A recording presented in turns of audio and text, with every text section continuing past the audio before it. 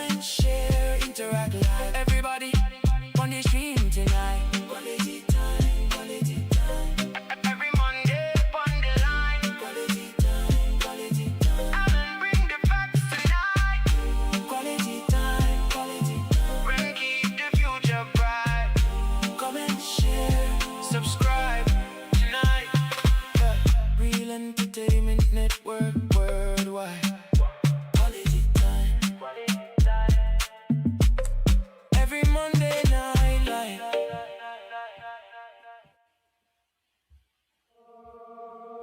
Quality time. Yeah. Quality time. Quality time. Quality time. Every Monday on the line. I don't bring the facts tonight. So the people read between the lines. Run live. Everybody tune in live. Global topics, deep analysis. Audience interaction every night. I lump on the live stream shop, breaking down the news and the whole affairs part. From the islands to the White House, every headline get dissected right now. No noise, no gimmick talk. Pure facts when Alan start walk. Economics, politics too. Caribbean lens on the global view. Shot a light up non-stop. Viewers calling, comments drop. Everybody got a voice tonight. Reasoning deep till the morning light. We now follow every trend. We are search the truth again. Real analytics, no pretend. Quality time, so the standard again. Quality time every Monday night. I'll keep the people minds ignite. Live reaction, facts inside. Rain keep the conversation bright. Quality time every Monday night. From the Caribbean to worldwide live. Comment, share, interact live. Everybody on the stream tonight. Them attacking war and trade. All a murky down so the truth get displayed. Stock market rise and fall. How it really affect the small man now. When the leaders make decisions, Alan, watch close with precision. Deep analysis every week, giving voices to the ones who see. Audience calling from abroad. Nevis, St. Kitts, London Yard, Florida, Jamaica to everybody locked in for the global view. Reason with the people now. Search for the answers somehow. Every Monday we unite. Knowledge shining through the night.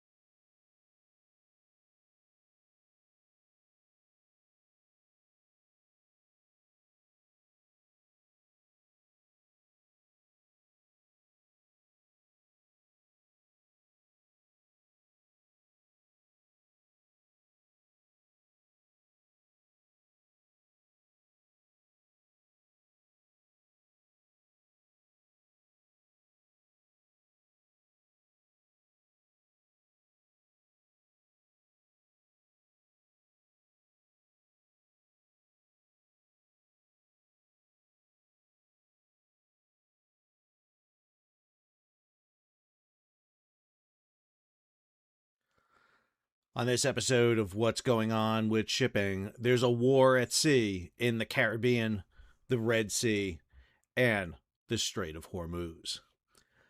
I'm your host, Sal Mercogliano. Welcome to today's episode. So, we have conflict on the world's oceans in a way that I didn't think was going to be possible. When I was a kid growing up, I can remember distinctly the image of Great Britain sending an expedition down the Atlantic to go fight in the Falklands. I still have a copy of this Newsweek magazine with the Empire Strikes Back. I was enamored as a young kid with the idea of a British task force heading off to sea. I still have Admiral Woodward's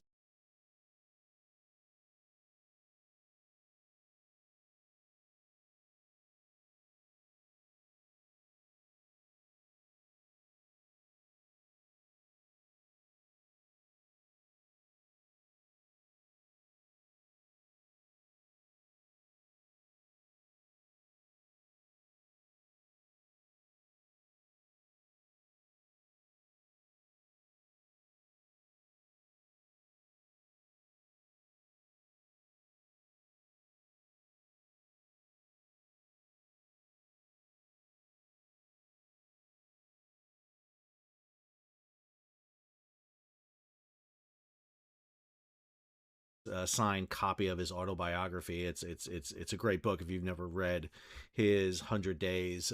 It's a fantastic one. But then I found myself in the middle of a naval war in early in my sailing career during the first Persian Gulf War. In the middle of that fight on board the hospital ship Comfort. But I got to say, since the end of the Cold War, even after the end of the global war on terror, didn't quite expect to be seeing fighting on the world's oceans the way we're seeing it now. In the Caribbean, in the Red Sea, in the Black Sea, and up in the Strait of Hormuz. And I think I want to talk about this a little bit and break down where we are with each of these conflicts. If you're new to the channel, hey, take a moment, subscribe to the channel and hit the bell so you'll be alerted about new videos as they come out. So conflicts at sea have a bad habit of escalating, and one of the reasons I think it happens is because they're out of sight and mind, and therefore they're not in the consciousness of most people.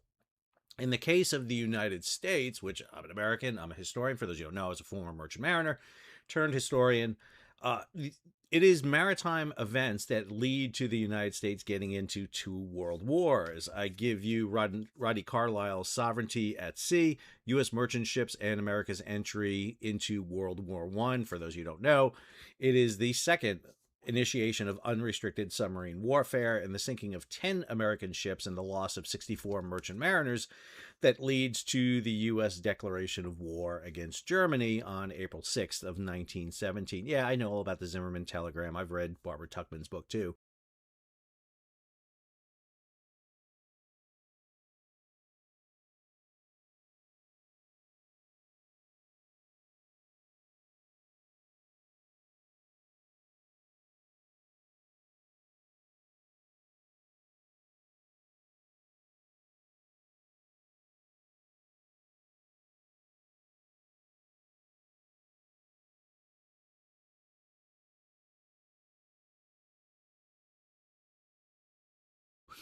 But it's not really Mexico that triggers this because, number one, the U.S. has invaded Mexico, and there's very little chance of Mexico invading the United States. The issue there is an assault on the sovereignty of the United States. And even in World War II, that is the case. The United States kind of gets into, not kind of, it does get into World War II over shipping and trade. The U.S. initiates an economic embargo against Japan for its movement against European colonies in Southeast Asia. They invade French Indochina. There's a fear they may move into Dutch Indochina. They're also been in a protracted 4-year war with China, so the U.S. initiates an embargo against them, and Japan is going to move forward. In the meantime, the U.S. is supporting the British and subsequently the Soviets, and to do that, the U.S. is providing escort of convoys across the United States and gets itself into an undeclared naval war. If you want a great book on this, Hitler's U-Boat War, this is the first of 2 volumes in Clay Blair's series on this.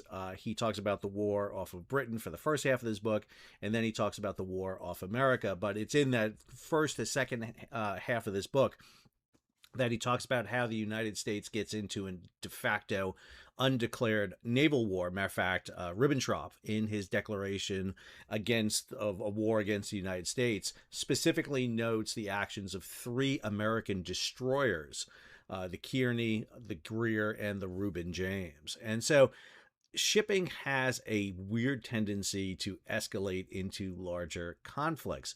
So let's talk about the 3 conflicts that are being waged across the world's oceans today. So the first area is down in the Caribbean. This is Operation Southern Spear and being conducted by the U.S. Southern Command. Now, one of the features of the operation down in this region has been attacks and strikes against suspected narco-terrorist boats in the region. This is video released by U.S. Southern Command on June 21st, showing the 66th strike against a vessel. This took place out in the Eastern Pacific. According to U.S. Southern Command, 2 were killed on board and 6 survivors were recovered. Now, the Just Security website has a timeline of these boat strikes. According to them, 66 strikes, 215 killed, including 17 missing and presumed dead, and a total of 9 known survivors. So what makes these strikes very controversial, obviously, is that the United States is alleging that these are narco-terrorist boats, but haven't provided much intelligence or information on the background of that. Now, what makes this controversial is the U.S. Coast Guard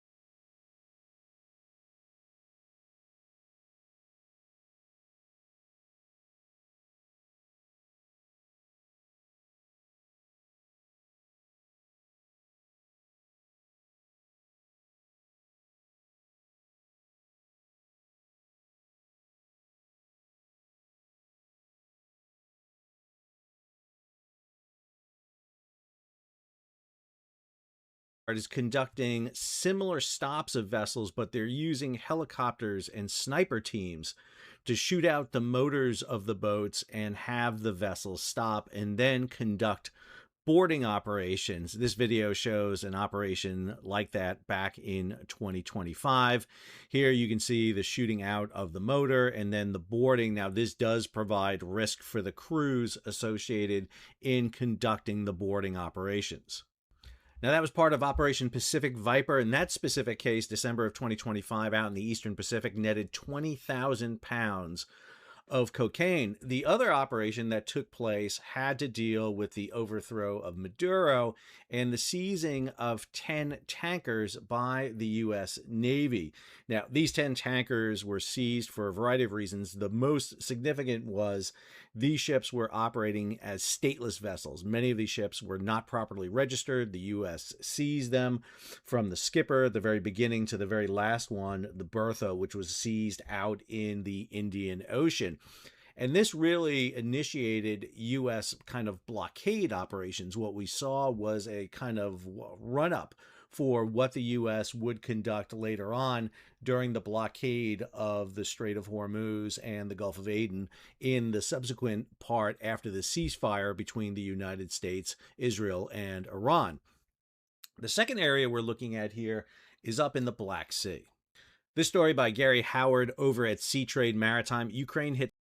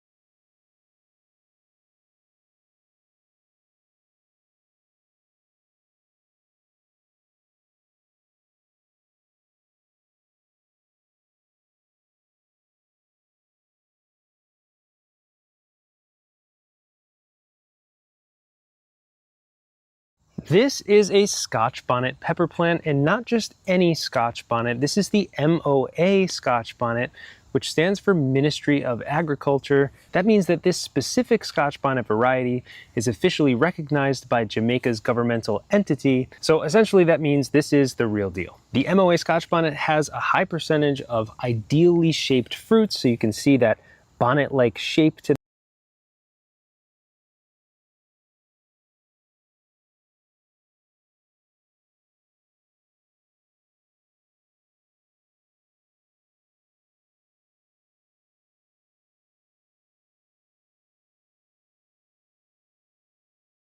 them with the dome at the top and those unique folds down at the bottom.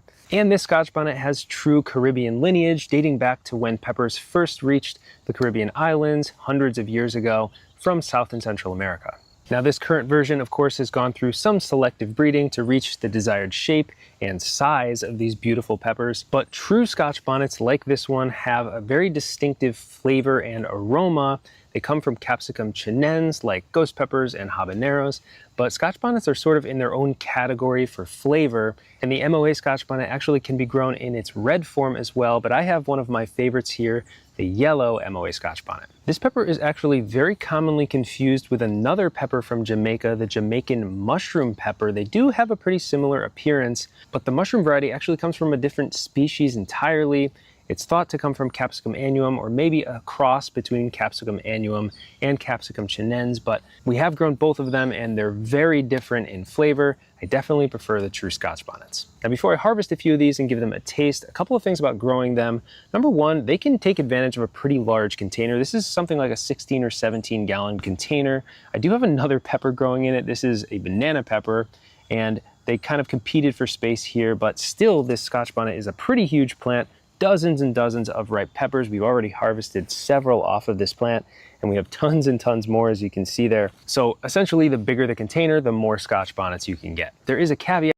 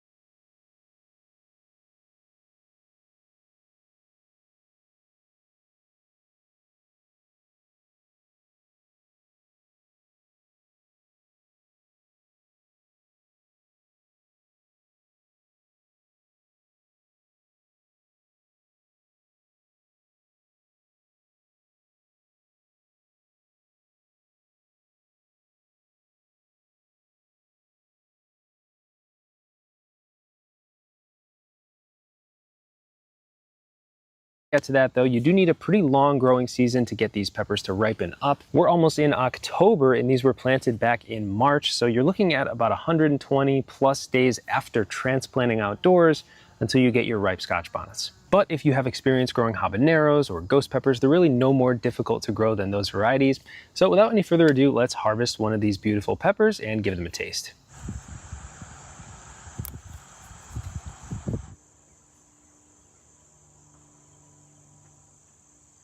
So like I mentioned, the MOA Scotch bonnet comes in red, and this is actually the yellow variant, even though this is very clearly orange. But you can see they sort of go through this transformation. This one is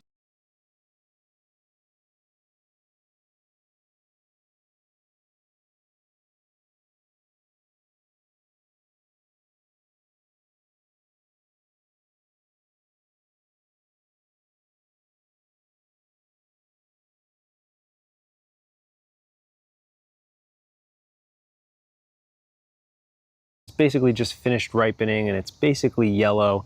But then as they continue to ripen, they do turn orange. But these are definitely better in my opinion when it comes to flavor. I've grown both of them, and I just love the flavor of yellow Capsicum chinense varieties, especially these Scotch bonnets. They're just so delicious and citrusy. Heat level is around habanero level, so between 100,000 and 250,000 SHUs, depending on the pepper and the growing conditions. Without any further ado, I'm going to cut one of these open and get a smell of this thing. This is one of my favorite parts. Oh, it's such a delicious smelling pepper. It just smells so citrusy. It smells like lemon almost. And the fragrance is powerful. I mean, unlike any other pepper that you might find at the grocery store, much more powerful and potent than a habanero that you buy here in America. It's just bright, fruity, tropical, and you can see why people use these in cooking and really focus on the flavor of these peppers and try not to get in the way of this flavor because it's just so good and unique on its own. So this is a very hot pepper, and full disclosure, it's like 9 in the morning right now, but I'm still gonna taste it.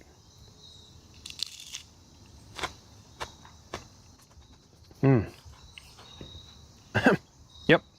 It's really not overwhelming if you're used to eating really hot peppers. This will be a walk in the park for you. It's very hot. I would say it's probably on the lower end of that range though. This pepper in particular, maybe around 100,000 SHUs. And of course, if I were to eat more of the placenta where the seeds are attached, you'll get a lot more heat there. It's very concentrated. So if you want to use these peppers, get the great flavor, but reduce the heat a little bit, you can scrape out all of that white part and all of the seeds, taking away a good amount of the heat with it. But for flavor, man, these are just, they're so juicy and it just explodes with flavor and aroma. The walls aren't super thick like a bell pepper or anything like that, but they're thick enough to get a nice crunch. You probably heard that when I bit the pepper. And since they're so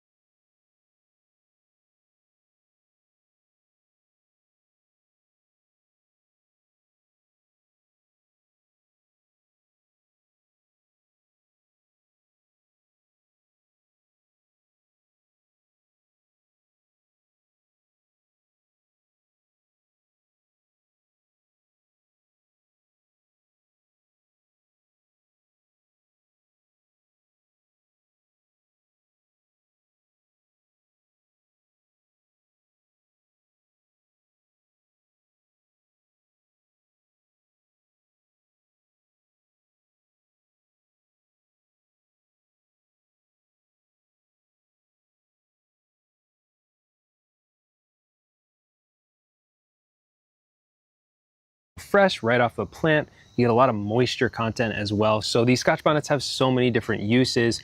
Traditionally, you might use these to make hot sauce, which I did, and I'll show you it in just a minute, but also Jamaican jerk seasoning and pastes for marinating meats and grilling, and then even fresh salsas if you like it really spicy. This would be a great addition if you like your salsa extra spicy, to a nice fresh tomato salsa, or pickles if you like pickling your own cucumbers or even other peppers. You want to amp up the heat and add some citrusy flavor as well. These would be a great addition. But on the subject of hot sauce and using Scotch bonnets, I actually made this sauce, which is a very simple, traditional style Scotch bonnet hot sauce. Basically, I chopped up some onion, garlic, mango, fresh thyme, and Scotch bonnets and simmered it with a bit of rice vinegar and some salt. then added some fresh lime juice and blended it up. You could get more experimental with fruits and spices, but sometimes the simplest sauces are the best. By the way, we have a new channel, Pepper Geek Eats, where we'll be posting all of our pepper recipes and spicy food content. So if you're interested in using your peppers in the kitchen, that's where you'll find all of our recipes going forward. Here on the main channel, Pepper Geek, we're gonna keep it gardening focused and pepper varieties and things like that. But if you're interested in cooking and using your hot peppers and sweet peppers, all of that will now be on Pepper Geek Eats, so I'll leave a link to that in the description below. If you want to be one of our first subscribers, we'd really appreciate it. But anyway, a basic overview of this. This is a very fruity sauce. The mango is actually huge, so it does make up a pretty big percentage of this hot sauce. So I'm gonna give it a little taste here. This is my first time tasting it cold. I tasted it fresh out of the pan, but now it's cooled off and it's spent a night in the fridge, so let's try it today.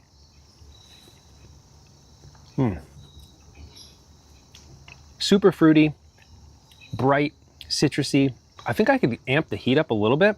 I think I used maybe 4 or 5 Scotch bonnets for maybe double this quantity, but really good. The Scotch bonnets are the star of the show here.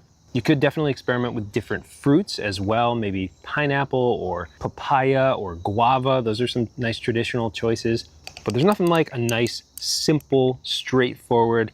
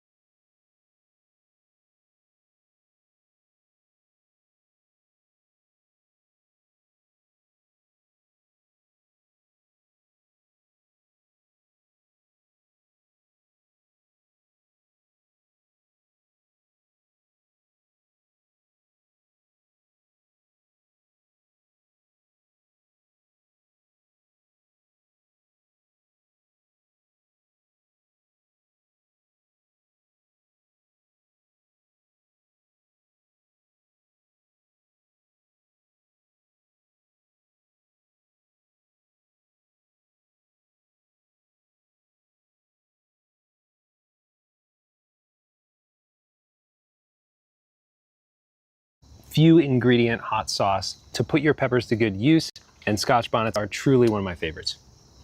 But to experience a Scotch bonnet, you really do have to grow them yourself or find them locally in your area, and sometimes that's easier said than done. So I'll leave a link down below where you can get some seeds for this variety if you want to grow them yourself. Let me know if you have any unique uses for these. As you saw, we have a lot of them left on the plant. Thanks for watching Pepper Geek, and I'll see you soon.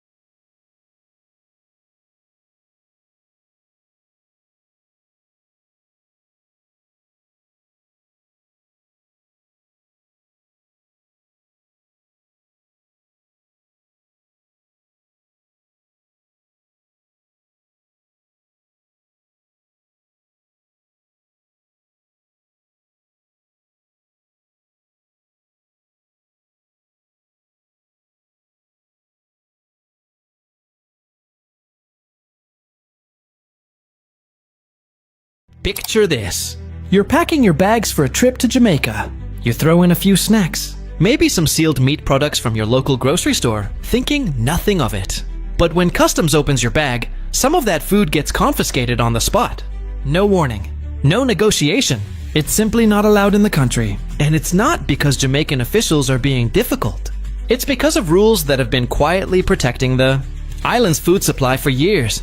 Rules most Americans have never even heard of. Today we're breaking down exactly which American food products Jamaica restricts, why these restrictions exist, and what it tells us about the hidden battles happening behind the scenes of global food trade. This isn't a rumor pulled from social media. This is based on official trade documentation from the United States. Department of Agriculture in Jamaica's own veterinary authorities. So let's get into it. First, let's talk about pork. If you're bringing pork or pork products into Jamaica from the United States, and they're not sealed inside cans or tins,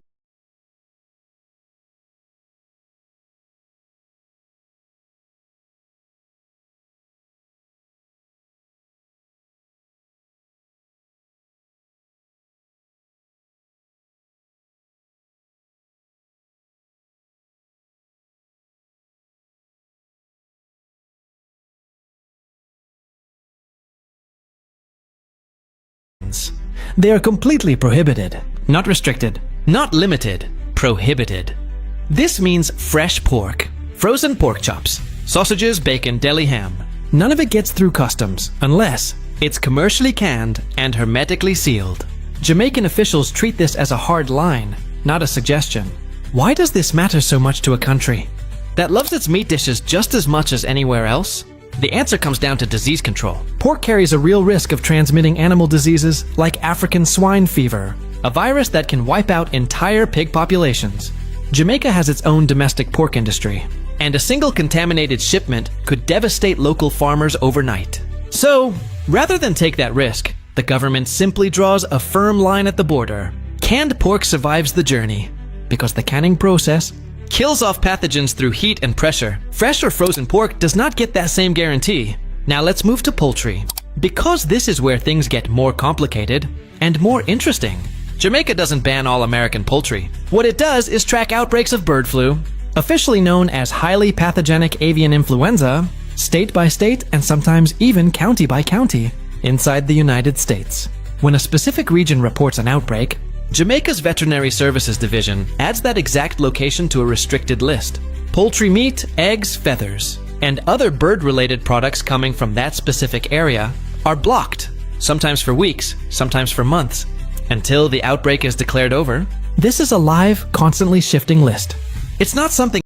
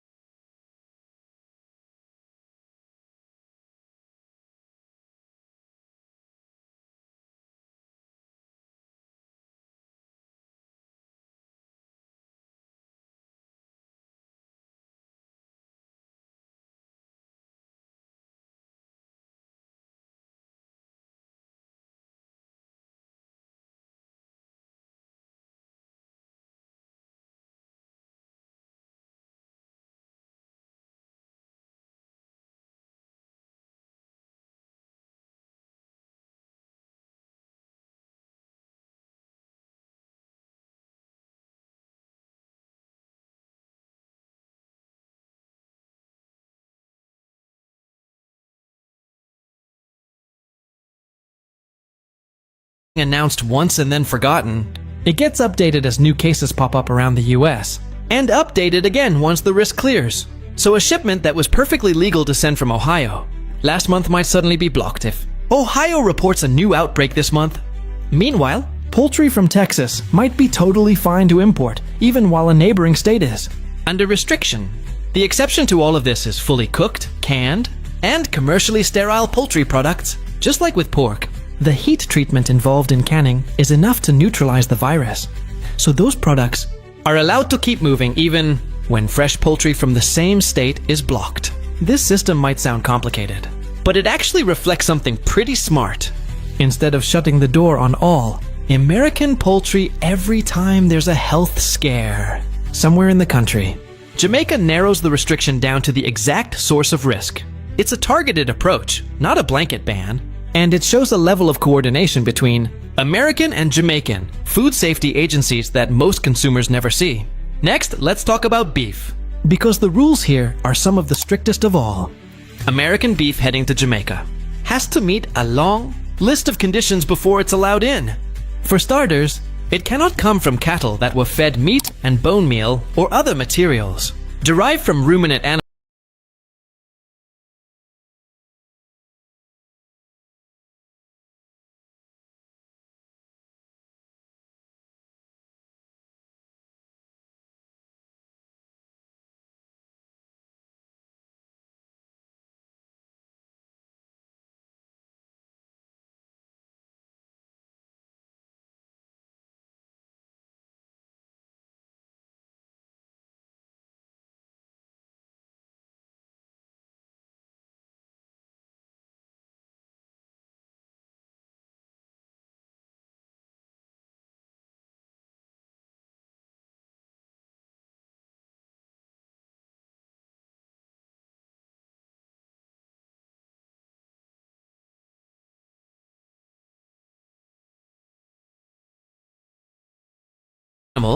Which is a safeguard against mad cow disease, formerly known as bovine spongiform encephalopathy. This disease devastated the British beef industry decades ago, and countries around the world, including Jamaica, still build their import rules around preventing anything similar from happening again. On top of that, the beef must be produced under the United States National Residue Program, which tests meat for leftover antibiotics, hormones, growth promoters, and other additives. If a shipment doesn't meet those residue standards, it doesn't get in. There's also a rule against something called mechanically separated meat, sometimes referred to as advanced meat recovery. This is a process where leftover meat is stripped from bones, using high-pressure machinery, producing a paste-like meat product often used in cheaper, processed foods like hot dogs and chicken nuggets. Jamaica requires that beef entering the country was not produced using this method, likely because the process increases the risk of bone fragments and nervous tissue contaminating the meat, tissue that can carry disease risks. And here's a term you've probably never heard before: acronized meat. This refers to meat that had antibiotics applied directly during the processing stage, a practice once used to extend shelf life. Jamaica prohibits this entirely, no exceptions. Finally, cattle cannot have passed through or been transported near any port in a country affected by foot and mouth disease. This is one of the most contagious animal diseases in the world, capable of spreading rapidly through livestock and causing massive economic damage. Jamaica treats any possible exposure route as a red flag, even indirect exposure through a port stopover. So when you add it all up, a piece of American beef has to clear residue testing, avoid mechanical separation processes, skip antibiotic treatments during processing, and have zero connection to foot and mouth disease zones, all before it's allowed anywhere near a Jamaican dinner table. Now here's something that might surprise you. These restrictions aren't only about the United States. Jamaica applies similarly strict rules to other countries too. Beef and beef products from Canada, for example, face their own set of prohibitions. And it's not just meat. Jamaica completely restricts the import of conch and lobster, whether live or processed, from certain places, largely to protect its own fishing industry and prevent overharvesting of shared marine resources.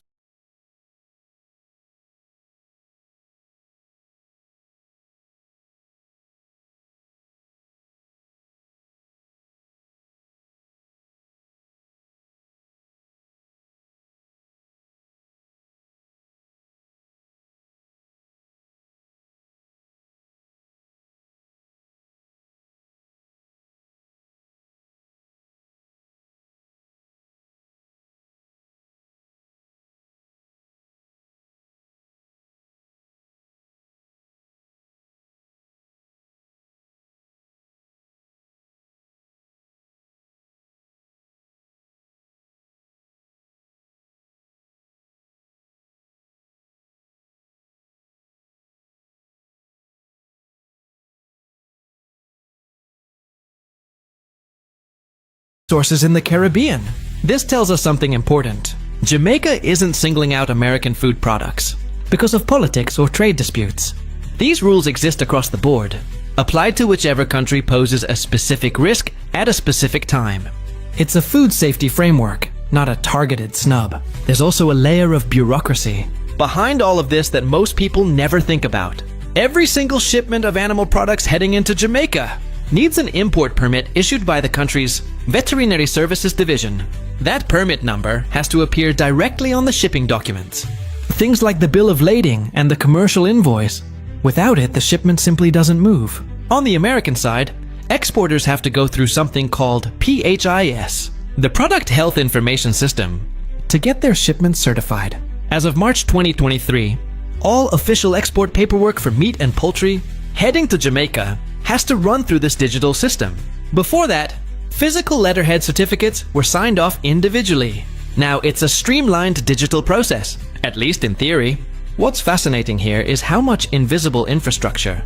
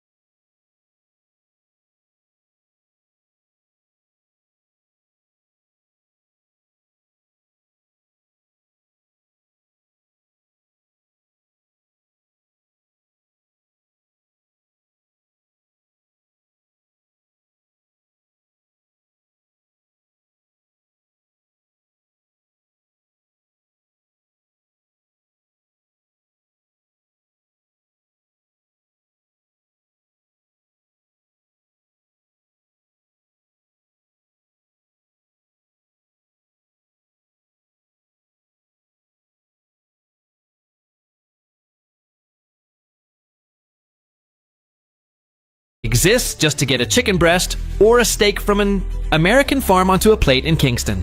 Health certificates, permit numbers, residue testing, disease tracking by county. All of it happening behind the scenes so that by the time food reaches a grocery store shelf or a restaurant kitchen, it's already been vetted through multiple layers of inspection. So why does any of this matter to you? Even if you're not shipping meat internationally? Because it's a window into how fragile and interconnected the global food system really is.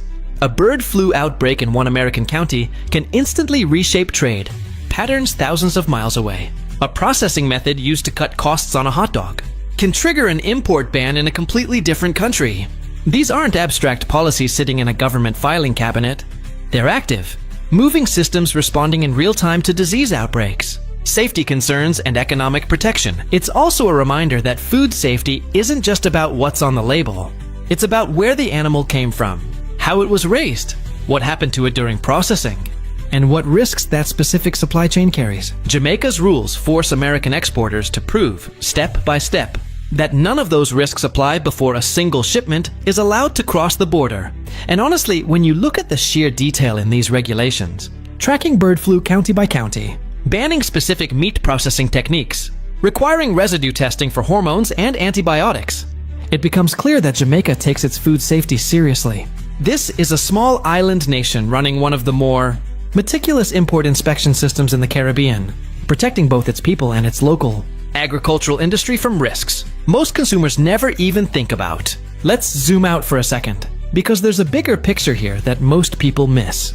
The United States exports over $1 billion worth of goods to Jamaica every year, and food products make up a meaningful chunk of that number. Beverages, spirits, cereal preparations, dairy, vegetables, all of it flows steadily between the two countries. So these restrictions aren't designed to choke off trade.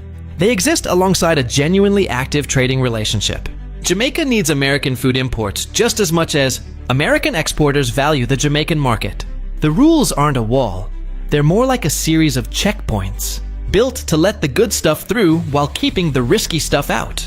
If you found this breakdown interesting, you're going to want to stick around for more videos, where we dig into the real facts behind viral food and trade claims, separating what's actually verified from what's just noise online. Hit subscribe so you don't miss the next one, and drop a comment letting us know which country's food import rules you want us to investigate next.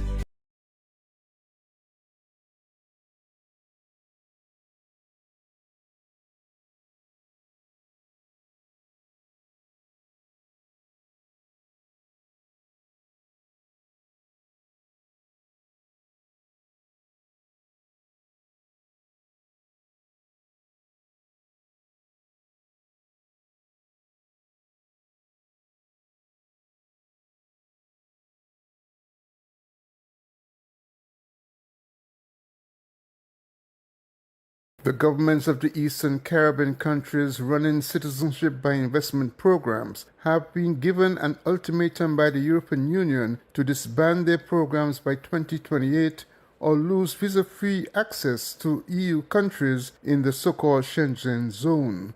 This is the most recent threat coming from the European Union, which for several years have been applying a range of pressure points forcing CBI countries to make a series of legislative and regulatory changes to keep the programs relevant as tools of economic development.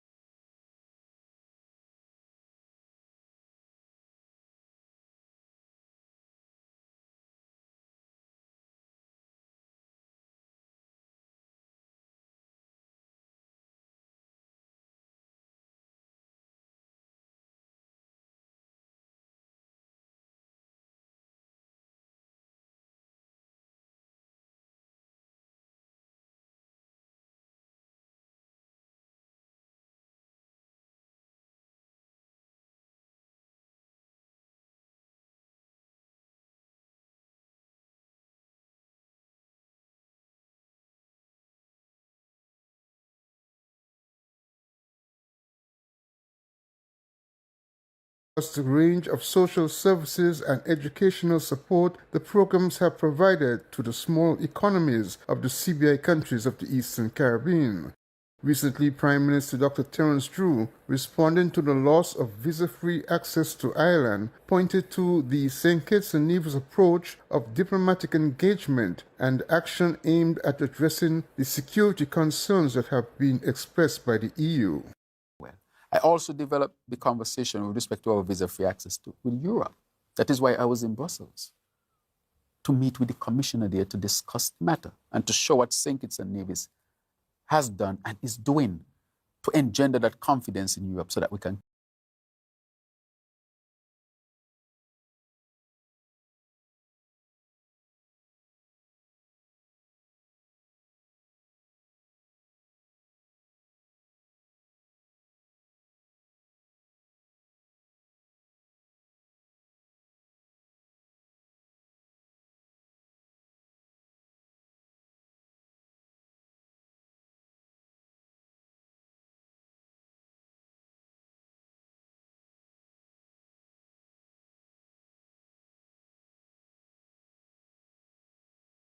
keep our visa-free access to Europe.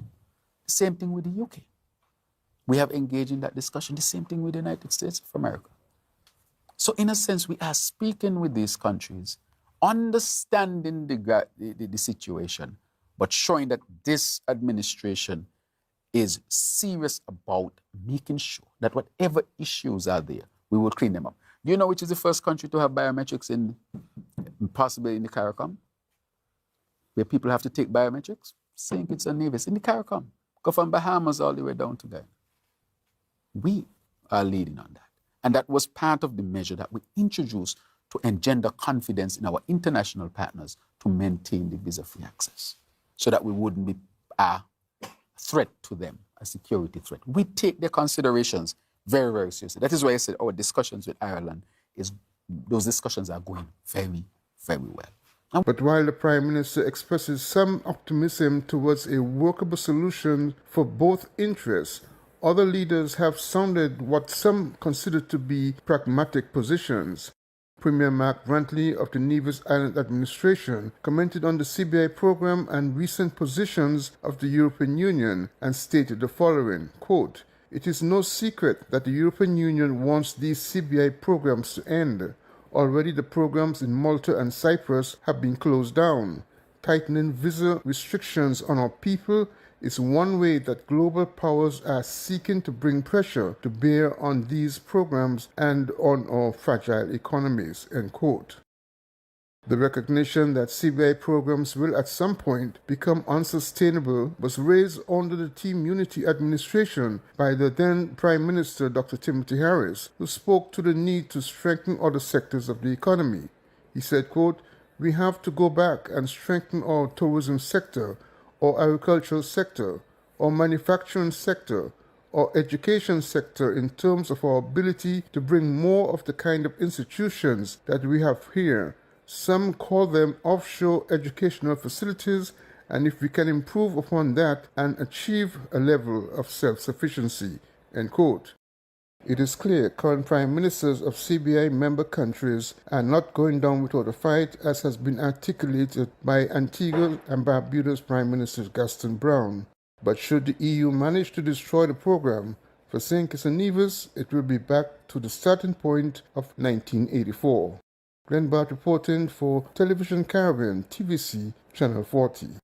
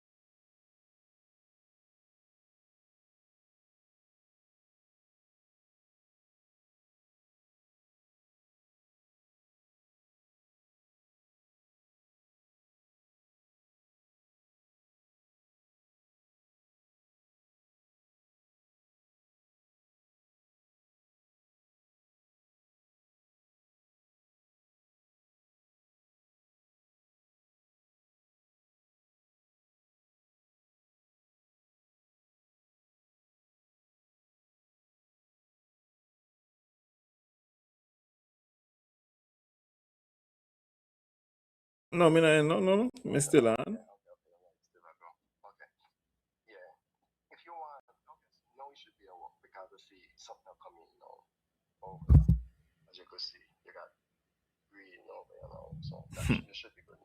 All right then.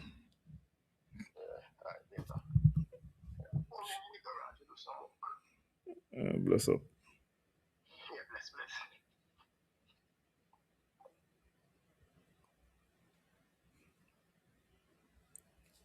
Well, that happened.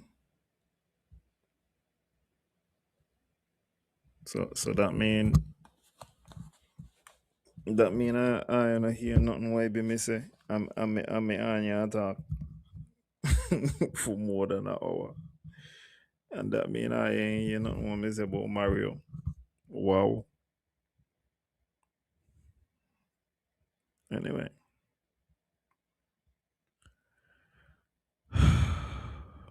Uh, yes. Yeah, thank you very much. Apparently we just find what was the error.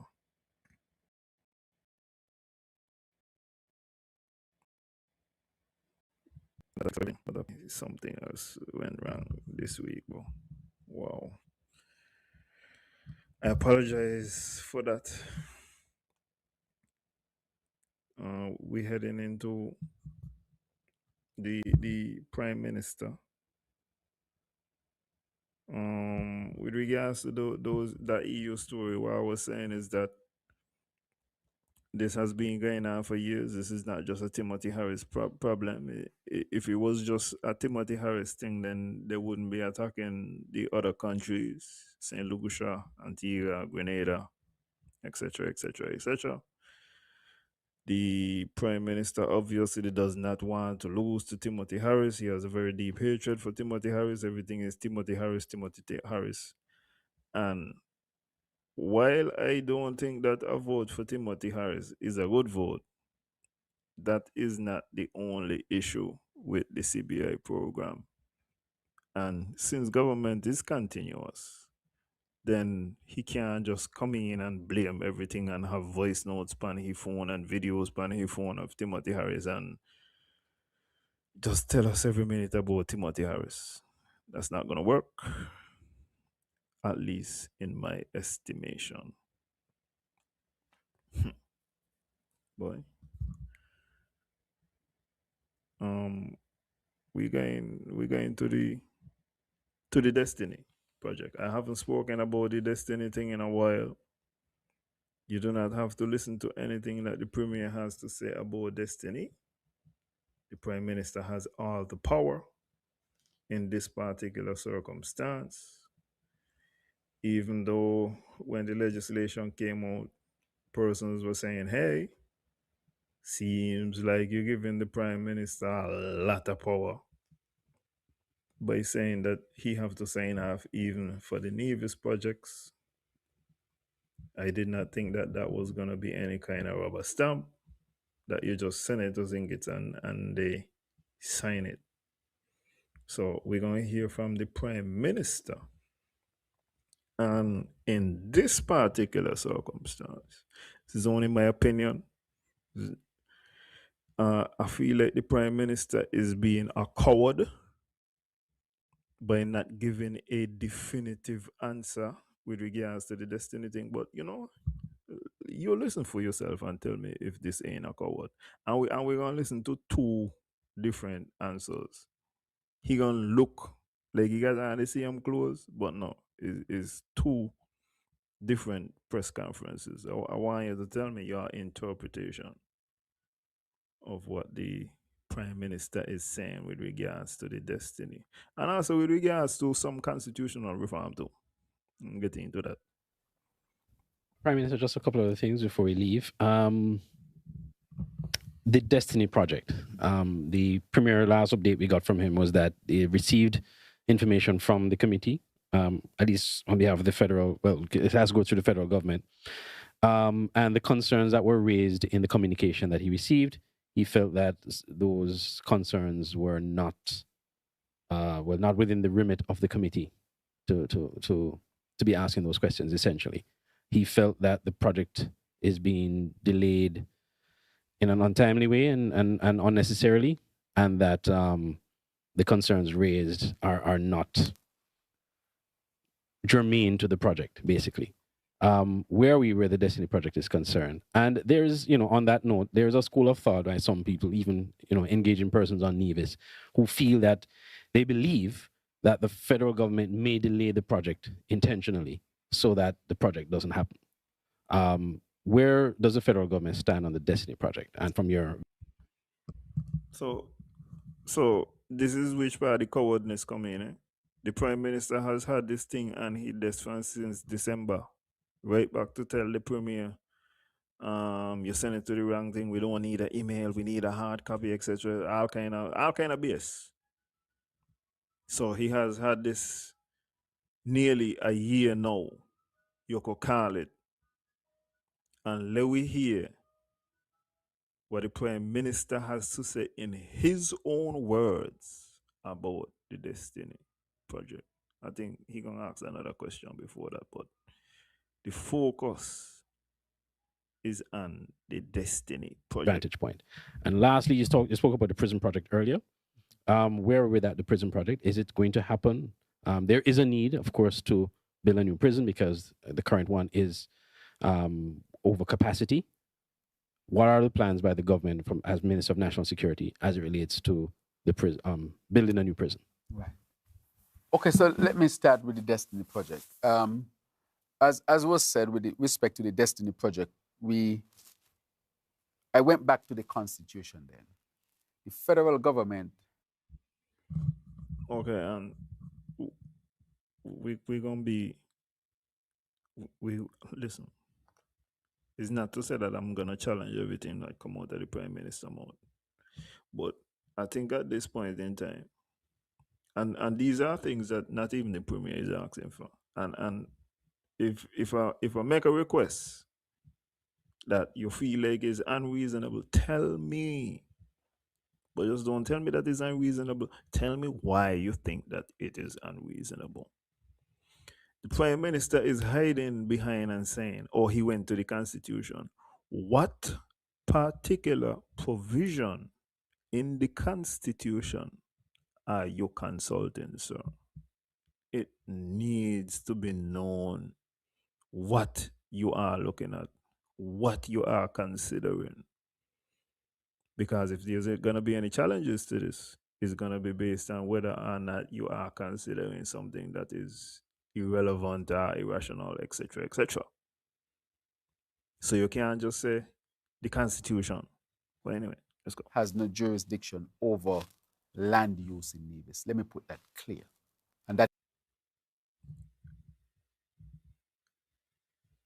the only section that speak to this, as far as I'm aware, is section 106, which says that the administration, which refers to the NIA, whoever is in the NIA at the time, has the exclusive jurisdiction over Crown land. And that's very important to note. Crown land. With regards to private property, even the government ain't really got no say in a people private property like a that neither, you know. Which is a very confusing thing because even the premier has hidden behind this thing and tell you, listen, I can't tell the private people what to do, whether you want to sell or not to sell. I could encourage you to do it so that I lock down the $50 million. But I can't tell you exactly what to do with the land. The Constitution only say that the government got to the responsibility of the government with crown land. And over there, the government, as far as the premier has said, does not have any crown land. Those were transferred to the National Bank as part of the land for debt swap. So in this particular case, I don't see where the constitutionality of these matters with regards to the land part come in. it is by the Constitution. The Prime Minister has no jurisdiction over the land use in Nevis. Where the federal government comes in is if questions of federal importance or concern are asked, such as security, citizenship. Is there a violation of our Constitution? That is where I come in, whether it's on St. Kitts or on Nevis. Whoever is the Prime Minister, whether the Prime Minister is from St. Kitts or from Nevis, has the obligation to protect the Constitution. And so the committee was put together to look at the destiny proposal to see if there is any violation, possible violation of any of these things. Let me say clearly, one, there cannot be any project in St. Kitts or Nevis that would seek to have its own court system, independent of our court system. The committee needs to look at that and say to me, Prime Minister, we are satisfied that that is not violated. They need to look at it and make sure that any security system come in place, that nothing supersedes the Commissioner of Police, who by the Constitution has responsibility for national security. With regards to the court aspect, the limited amount that the Constitution speaks about the court, it speaks about the court in the context of having original jurisdiction to hear particularly matters of constitutionality. Put it in another way. Let me put it like this. Because there's also references you could bring to the court. So the court is maybe I'm gonna save this for another time. But you could apply to the court and ask the court, hey, would this breach the Constitution? You could do that. The court have the administrations, the government have the ability to send these things to the court. I think is 105, 104, something like that, in that range there.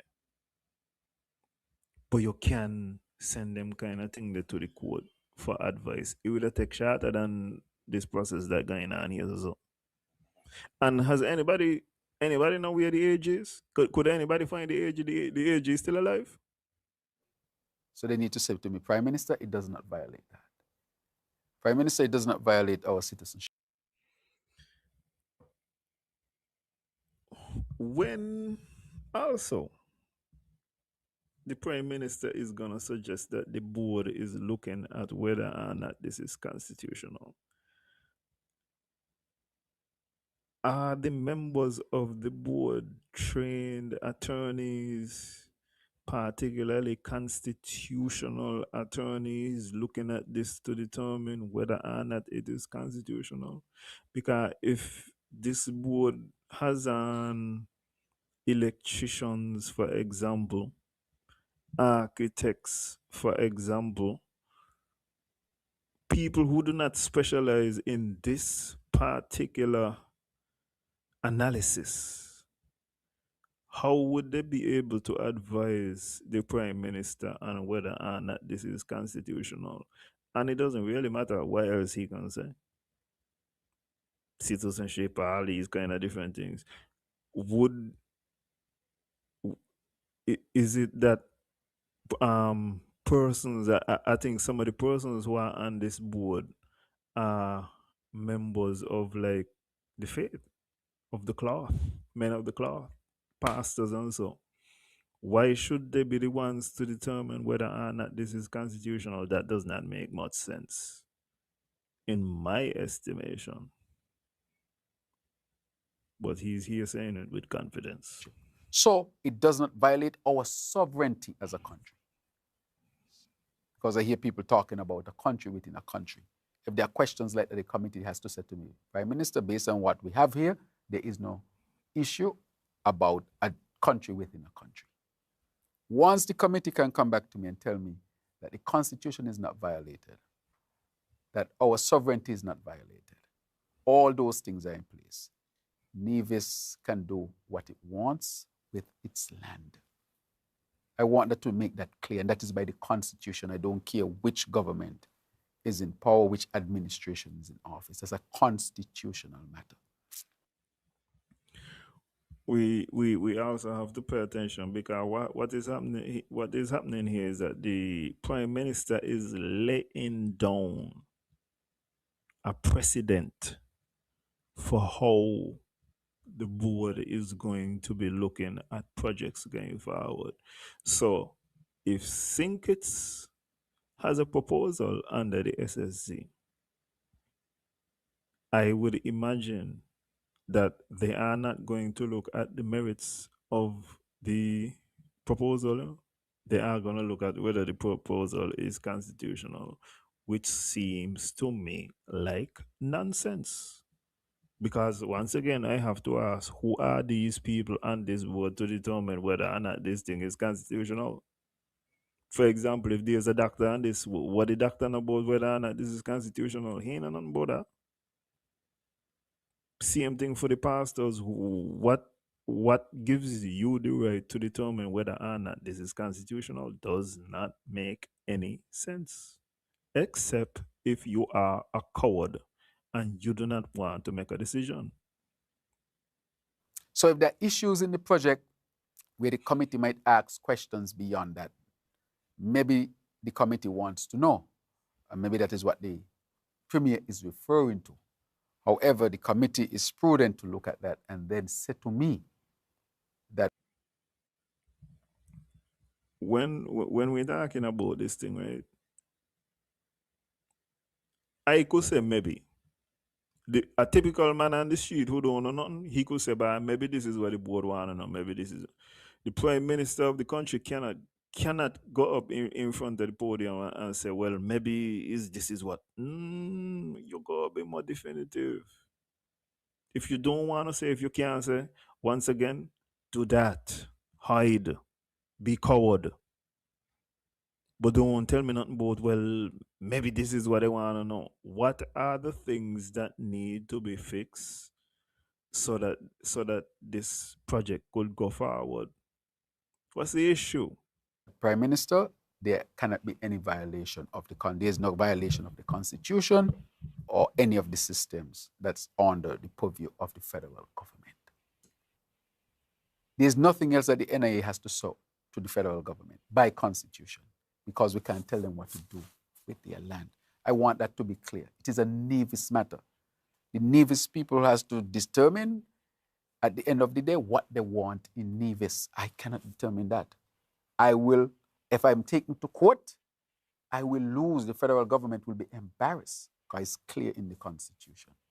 So I think the committee is prudently making sure that whatever the proposal is, any proposal, not just from Nevis, even if it's a proposal from St. Kitts, that the Constitution and the institutions that make us a sovereign nation, that those things are not violated.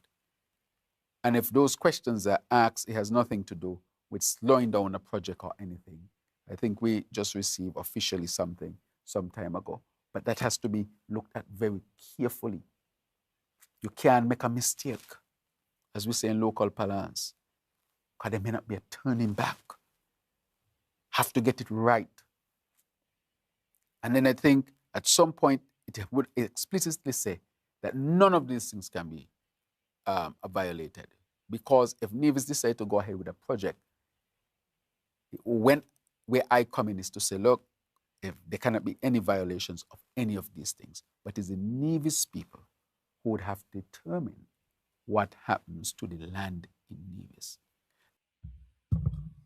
Another thing I want to point out, because he making this thing special, like, I, as the prime minister, I have to make sure that this follows the Constitution. The premier does swear to. All the ministers in Nevis does swear to, and they swear to uphold the Constitution. So it's not a special thing. The premier got the same responsibility as the prime minister when we're talking about the Constitution. So this is not no special thing where because, okay, think about it this way. The prime minister has a responsibility, if he sees that there is something in here that is a violation of the Constitution, to go after the premier, and to charge the premier with a failure to uphold the Constitution, to charge the premier with breaching the Constitution. This is not merely a thing where the prime minister could end up saying, hey, stop it, it's a breach. No, he got to hold the premier and all the people responsible for attempting to breach the Constitution. It's not that simple. Let me go on with the Constitution. There's some injustice in our Constitution towards St. Kitts. Because somebody from Nevis, if we want to make it equal, and I'm calling for equality across the board, so our people in Nevis can have the same access and our people in St. Kitts can have the same access. You can have a prime minister from Nevis. The Constitution allows that. Actually, the Constitution allows a prime minister and a premier to be from Nevis. If you're a Kittitian, you can only be prime minister. You can't be a premier in Nevis. The only person in our Constitution who has the possibility of controlling all the land in the Federation is a Nevisian. Because I am a Kittitian, I'm the prime minister, but I cannot intervene on land use in Nevis. Because in the Constitution, you have a Nevis. Nevis exists. Okay, I made a post on the weekend and I said, I don't know how you wanna be the prime minister who don't come Nevis, but want to say over Nevis land, and people tell me, but the prime minister no say so. I'm not saying that the prime minister says so directly, you know. But you notice how he started off this talking here. He said there's an injustice done to Singits because only if you're from Nevis could you have say over land in Nevis and land in Singits at the same time. So if me I tell you that somebody do me an injustice and I go on to tell you what the injustice describe, what do you think he mean? Don't you think that he's trying to say, yeah, the prime minister supposed to get say over all land? And I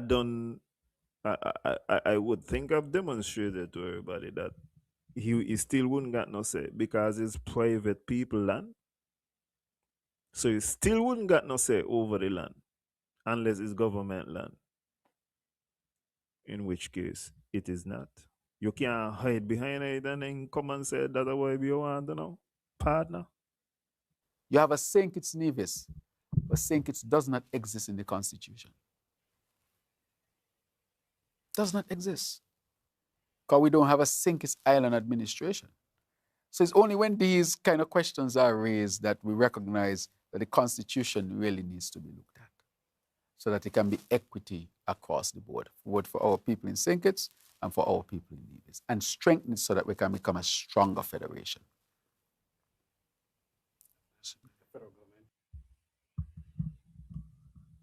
I want to give these roundtable interviews a question to ask the prime minister, because I start to see where the premier coming from with a particular line of questioning.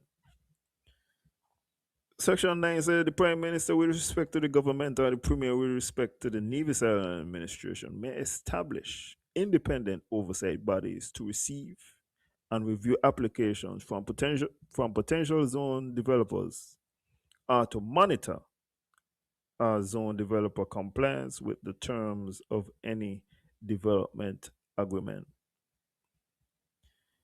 In the case that we are dealing with right now, the premier decided that he does not need anybody to receive and review the application. The NIA is competent enough. I could type yes.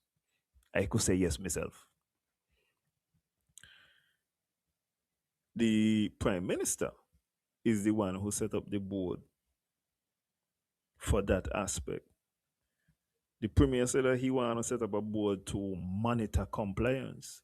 Would the prime minister also set up a board to monitor compliance? And does the prime minister have the ability to set up a board to monitor compliance with a project in Nevis? That is a very important question to ask. Clearly, he has decided that they have the ability to set up a board to review applications. So it would seem like he also has the ability to set up that second board. Would they do a duplication in that case? I don't know. And vice versa.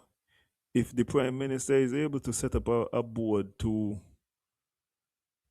make sure that there is compliance? Can the premier set up a board to make sure that there is compliance with a project in St. Kitts? I don't think St. Kitts would say yes. There is issues with this legislation. We need to hear more. Enough of the correct questions have not been asked. You're not deliberately delaying the project. No, it's with the committee. I can't delay it.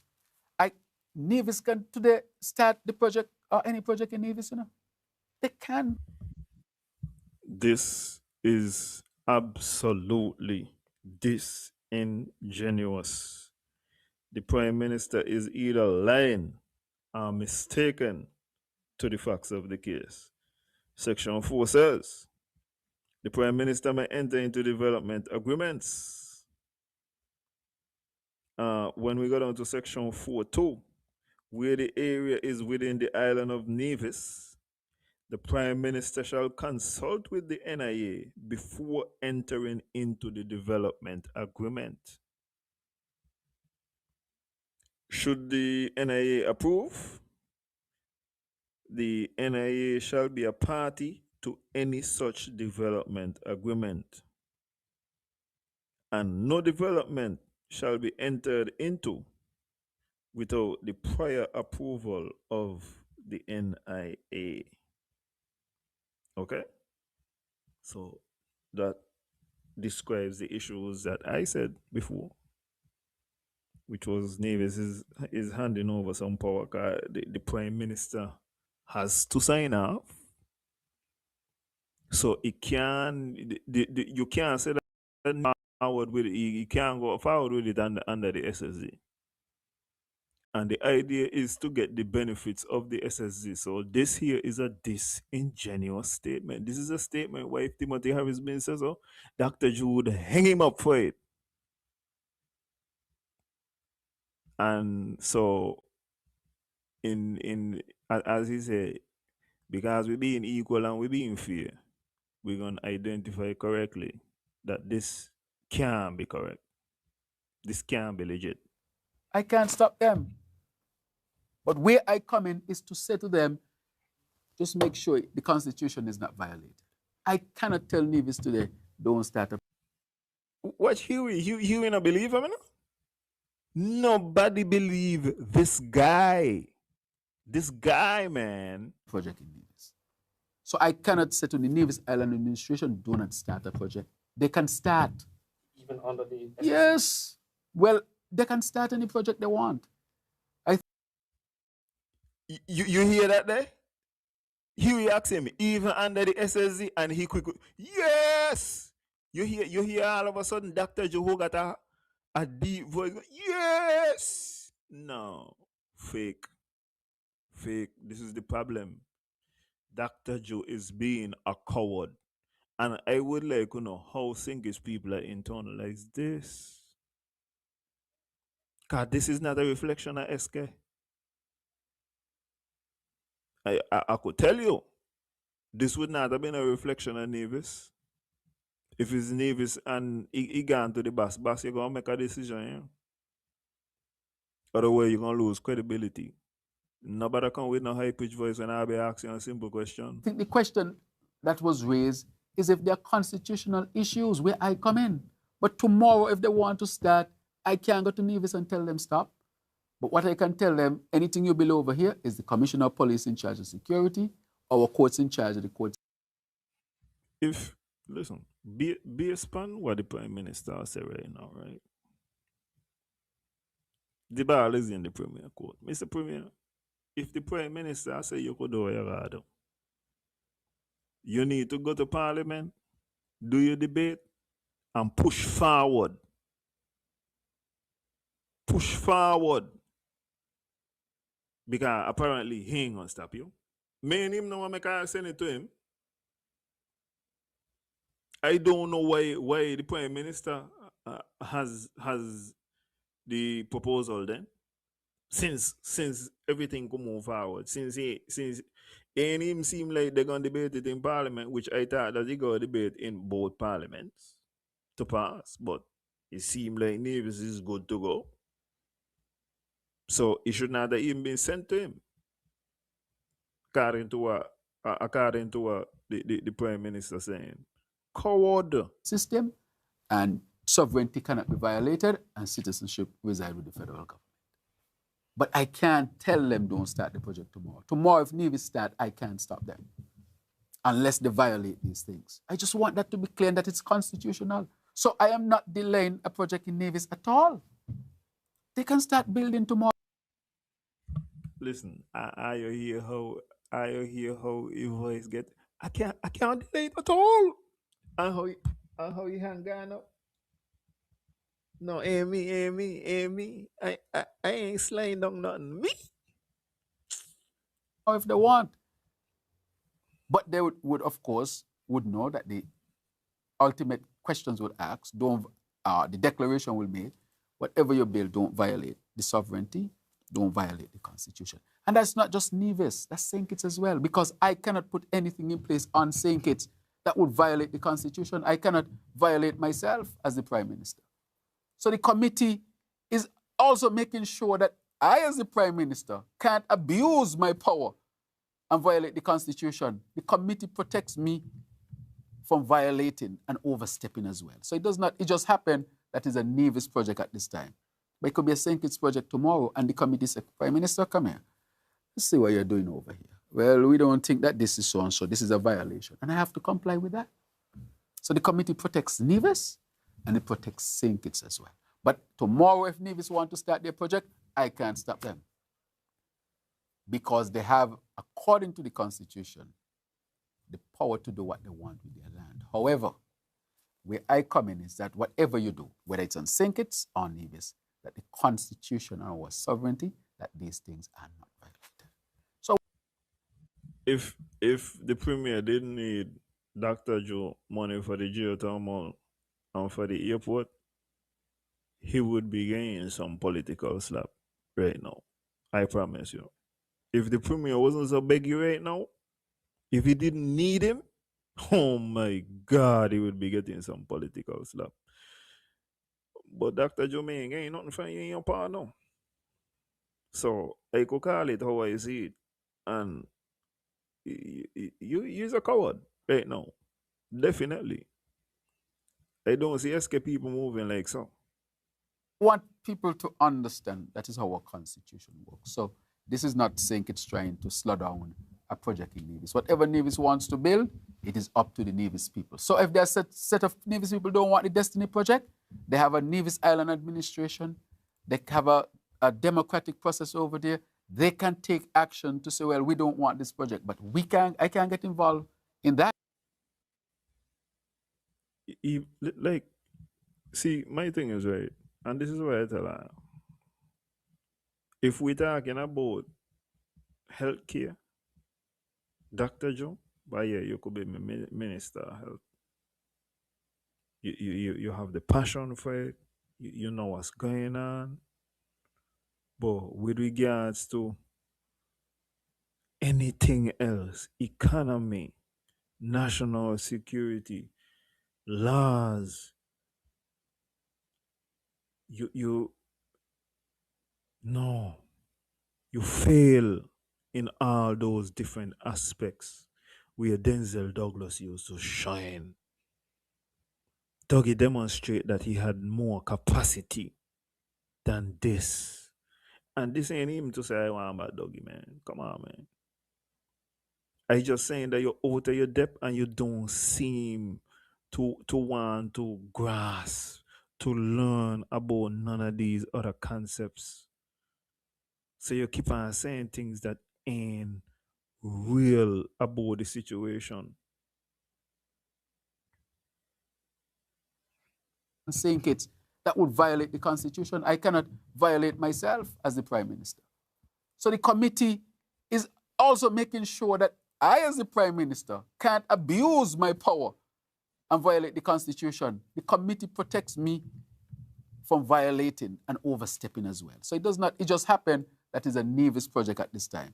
But it could be a St. Kitts project tomorrow, and the committee said, Prime Minister, come here. Let's see what you're doing over here. Well, we don't think that this is so and so. This is a violation. And I have to comply with that. So the committee protects Nevis, and it protects St. Kitts as well. But tomorrow, if Nevis want to start their project, I can't stop them. Because they have, according to the Constitution, the power. Yeah, I have to replay here something. The another thing why he said that he's totally incorrect upon again is he saying if the people of Nevis are against the project, they have democratic procedures and they could stop it. Ladies and gentlemen, when this thing go parliament, the CCM have the eyes. In a hypothetical scenario, if say for example the people of St. Paul's did not want this project, of course they could go to Spencer Brown and say, Spencer, please don't vote for this. Ain't gonna happen. Of course the people in Gingerland could go to Eric and say, Eric, no, we ain't want this project, and conceptually Eric could say, no, I'm not voting for this project. Conceptually that could happen, but ain't no way that anybody and the government side is gonna vote against the project. So it does not matter. The only thing what the people of Nevis are gonna get is a copy of what is gonna transpire. But there is no way for the people of Nevis to stop this. I think NRP supposed to got some kind of a silent protest. That ain't stopping nothing. There's nothing that could be done to stop this. So once again, Prime Minister, you're incorrect. And if you don't believe me, last week, Tuesday, when the Premier was on the topics, he said the same thing that I'm saying now. It ain't matter why you think he going to Parliament. We're gonna read it. We're gonna come back in maybe a month later, read it again. The eyes will have it, and it gonna move forward. The only thing slaying this thing down is the Prime Minister. If the Premier been take what the Prime Minister said now and move forward with the project, that's when we would have had some kind of another conflict. But I don't even know if the Premier listen what the Prime Minister said. To do what they want with their land. However, where I come in is that whatever you do, whether it's on St. Kitts or Nevis, that the Constitution and our sovereignty, that these things are not violated. So I want people to understand that is how our Constitution works. So this is not St. Kitts trying to slow down a project in Nevis. Whatever Nevis wants to build, it is up to the Nevis people. So if there's a set of Nevis people don't want the Destiny project, they have a Nevis Island administration, they have a democratic process over there. They can take action to say, well, we don't want this project, but I can't get involved in that.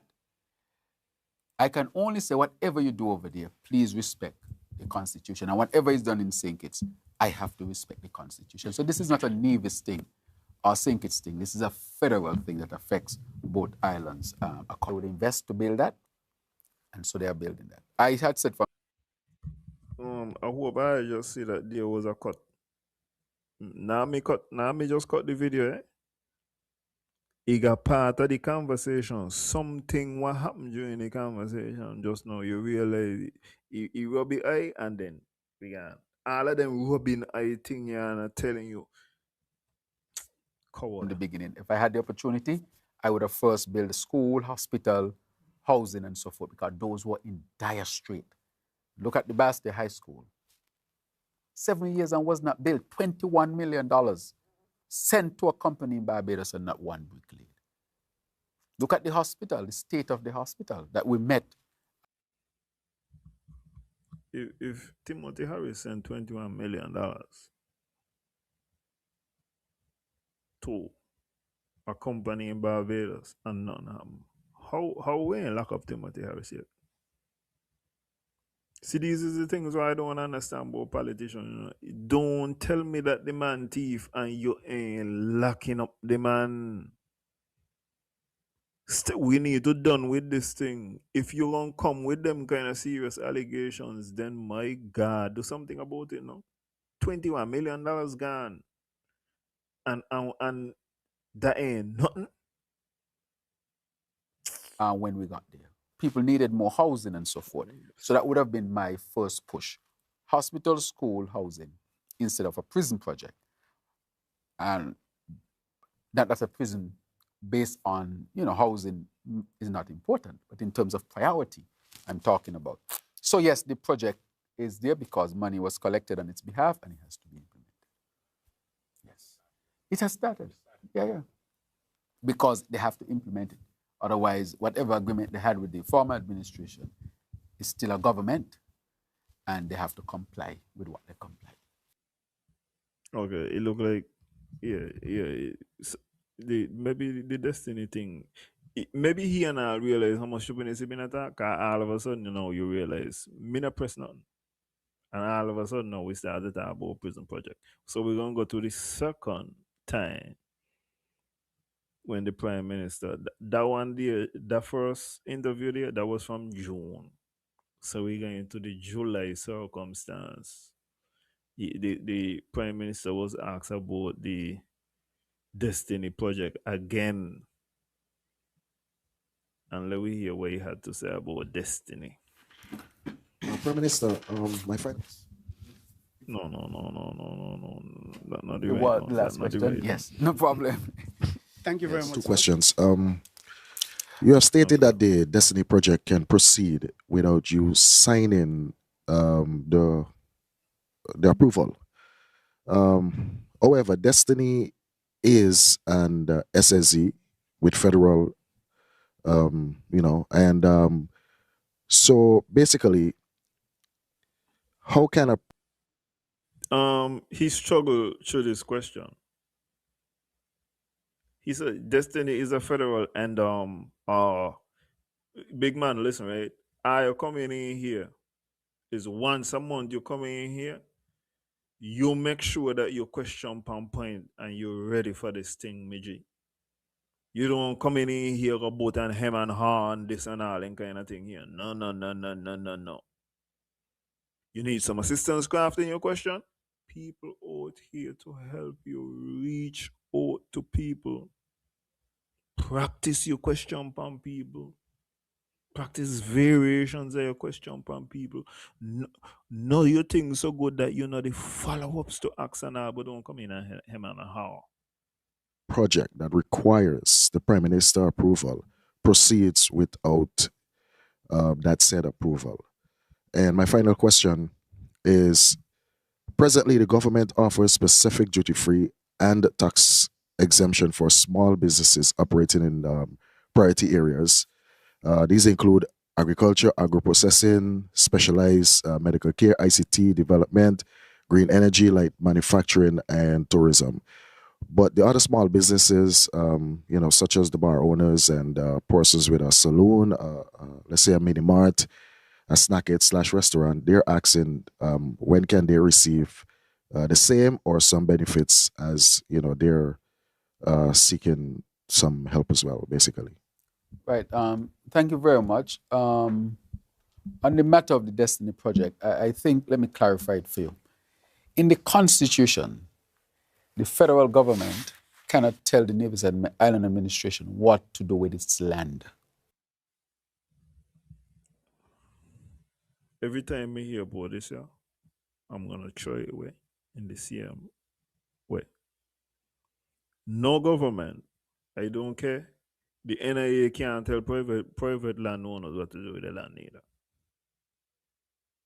If Janssen's acquire the land, NIA can't tell Janssen's what to do with the land. Neither.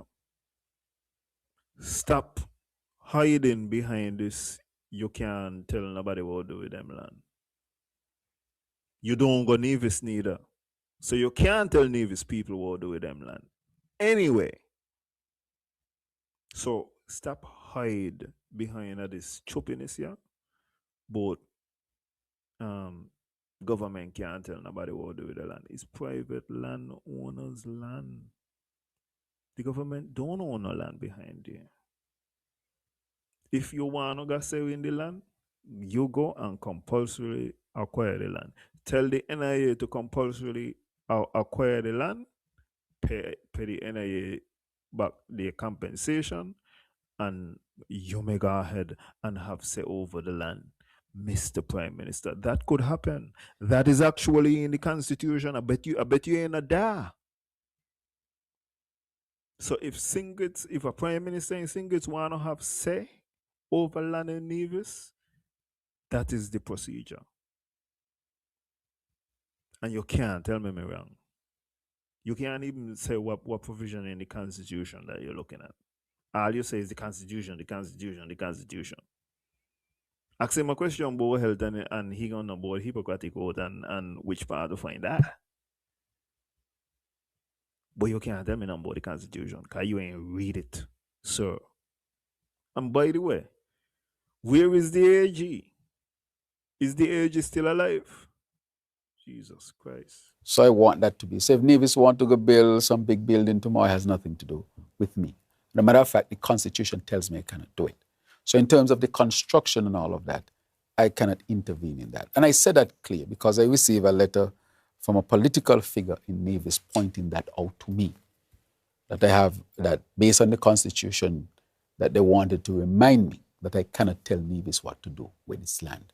And so I was making that clarification to make sure that nobody accuse me of violating the Constitution. It's a very serious matter to accuse a Prime Minister of violating the Constitution. And therefore I say, whatever Nevis want to construct, Nevis can. It is land and it's clear in the Constitution. So that absolve me. I said, to some extent, it is the Constitution is unfair and it needs reform in that sense because St. Kitts does not have that same privilege. I don't. Once again, he come with this thing about St. Kitts does not have the same privilege. If he is saying that St. Kitts does not have the same privilege and he's lamenting this, for all of y'all who are opposing me saying, Dr. June never say he want control over Nevis land. Well, what that they mean? What's that? Why would he say that? Why is he so sad over all of them things that if he's not saying the equivalent of why I want control over the land in Nevis? What's the possible alternative? You tell me. So help me understand. Cause I can't see no other way. I can't see nothing else why be mean. Besides that, on a constitutional level, if because this is one of the great failures of labor too, going back to the 1970s.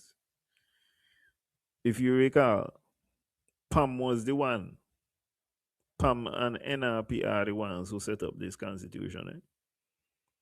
In the labor green paper or white paper, whatever color paper they produced at the time, Labor wanted Singits to have a government. And if Singits really want a government, if he thinks that Singits would like some constitutional reform, and I think that it would also be a good idea, then Singits, guess what? If you want a government, you don't go ask Nevis people, you know. But guess what? This ain't gonna be a situation where you just come and say you want a government. No. What are you coming with to bargain? What are you gonna give, not promise? What are you gonna give up to Nevis? Can Nevis willing to give you a government? I don't know if the premier has recognized that the prime minister is begging for Sinki's government. I don't know if he realized that he has the ability to give him what he wants and to get a major political coup.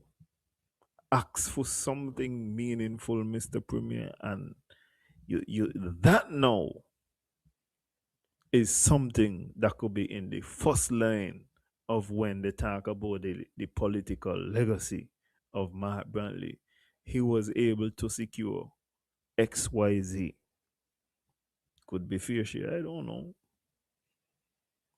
But give Sinkits a government, since he clearly here begging and is something that Labour has wanted since their failures for the last X amount of years. So if they want a government, give them a government.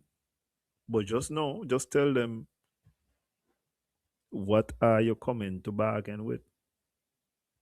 Well, just watch the last part of Doctor Strange, the first Doctor Strange. I don't know if you all are aware. In the Constitution, Nevis exists. St. Kitts Nevis exists, but St. Kitts does not exist. So it means you can have a prime minister from Nevis who will oversee the land in St. Kitts and Nevis, but you can never have a prime minister from St. Kitts who can oversee the land in Nevis. So in that sense, there needs to be a serious conversation about constitutional reform. And I agree that... Once again, if you are looking for a prime minister to be so stupid as to say, I want to control all the land, you don't get that. But what I would like for persons to do is to use deductive reasoning. If he want there to, if he's saying that there needs to be a serious conversation about this constitutional amendment, there should be constitutional reform. St. Kitts and Nevis exists, but St. Kitts does not exist.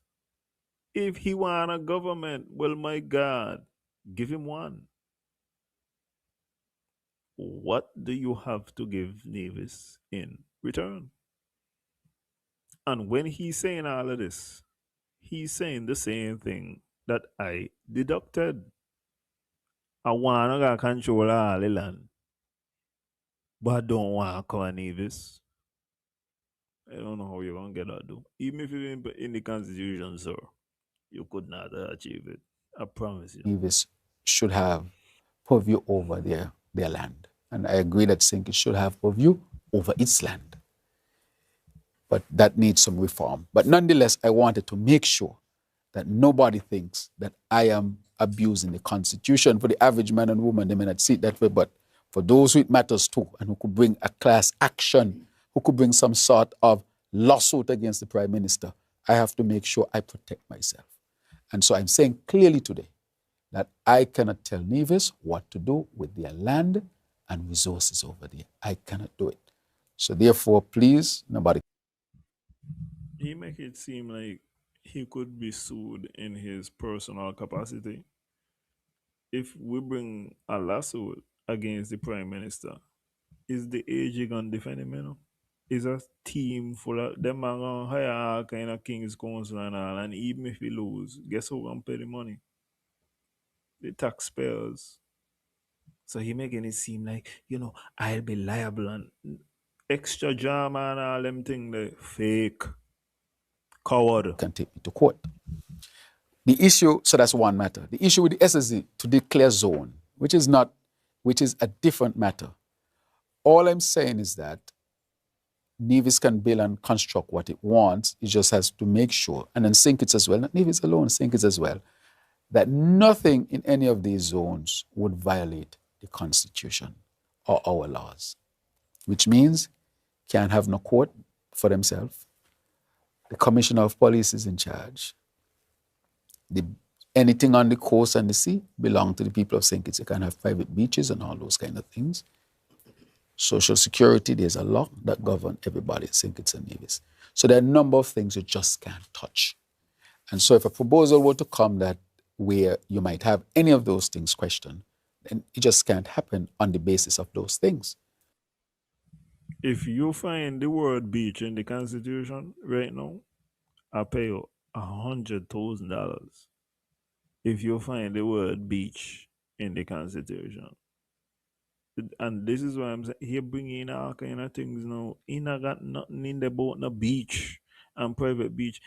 I'm not saying that there aren't laws that were passed to protect these things, but ain't got nothing in the Constitution. This ain't got nothing to do with constitutionality at that point there in time, man. You're just saying stuff, bro. Where's the AG? Is the AG still alive? But when it comes specifically to Nevis, if we were in St. Kitts, I can say clearly what we do with our land. But the SSZ is not to tell Nevis what they can and cannot do with their resources or their land. It is just to say that if you want to set up a zone, just make sure that the federal laws, which the Constitution is clear on, they must not be violated. So if they want to set up something tomorrow, they can. All they have to make sure is that I have to prove to the federal government that the laws are not being violated. So it's in that sense I made the statement. On the matter of small businesses, we have had these questions over.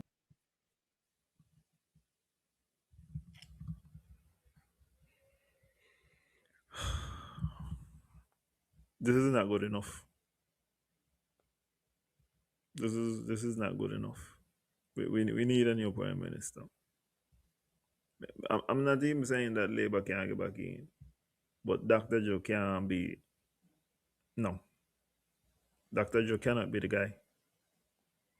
He's just saying the same stuff over and over. The premier is kind of in the same kind of boat because from since April he has said, well, it's on their desk and we should be hearing something at the end of the month. And it's been this I go for the fourth end of the month, and the prime minister still not say nothing. The board still not say nothing. Everybody just coward.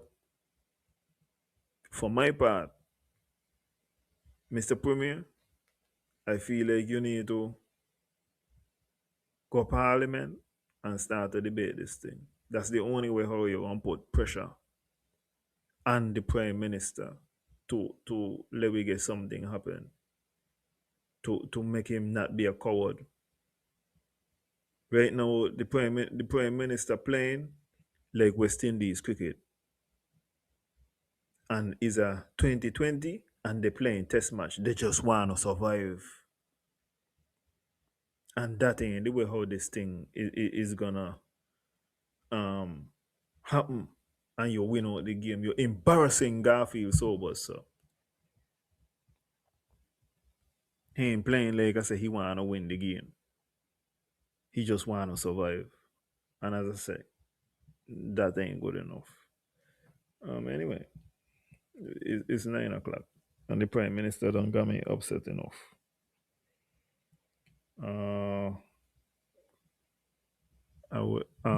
Sorry for the technical difficulties at the beginning. Feel like I could end off with me assessment since I could hear me about Mario Philip right now. I would have said of Mr. Philip that he seems to me to be the most charismatic politician that the NRP have had since Victor J. Martin. Normally, it seems like charisma is mostly for the realms of the concerned citizens movement, politicians. But Mr. Philip does have some charisma. I graded him. You could either give him a A minus, a B plus. I I will wait on the policies. He has to demonstrate to me that he has some kind of policies, but with regards to, he seems like he's competent and he seems like he has charisma. So I will wait to hear the policies. I was saying that the reason why I'm kind of gonna go easy on him is that it was a launch. I do recognize that it was a launch. It was his first time coming to the people, and for your first time coming, I didn't necessarily expect to hear every single plan or his entire vision. It is a different circumstance than Cleon, who would be in parliament now, I think, what, 7, 8 years, something like that. So I feel like she's supposed to have a more definitive perspective than Bible verses and nice quotations. I expect more from her. I'm gonna use the same lens should Mr. Jones be put up as the candidate for the concerned citizen movement.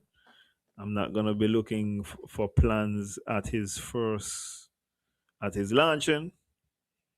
I'm just gonna measure. I feel like we already know that he has some level of competence. So I'm gonna be really judging the charisma factor to see if he has that ability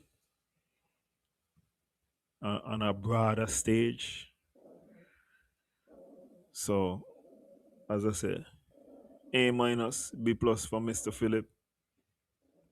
There's some one of the things what really could have been better to get the A plus plus, but I say you do what you could do, and we will see later what the vision looks like. But of the 3 ingredients needed to be a good politician, he has demonstrated to me at least 2 out of the 3, and we will look for the policies. Thank you for everybody who tuned in. Hope you were able to stay throughout the technical difficulties. If you were, thank you extra for being able to do that. Thank you if you interacted with the show in whatever way, like, shared, or subscribe. Look out tomorrow for the topics. I think that man gonna be talking to Kyle Marshall about his political views and perspectives. So tune in and listen to that. The man heavy right now with the politics. I mean, they got the best guest booker in Zingis and Nevis right now. So they continue to crank out the content there. So please tune in to them guys. As I said, look at the different media platforms we have, whether it's Instagram, Facebook, YouTube.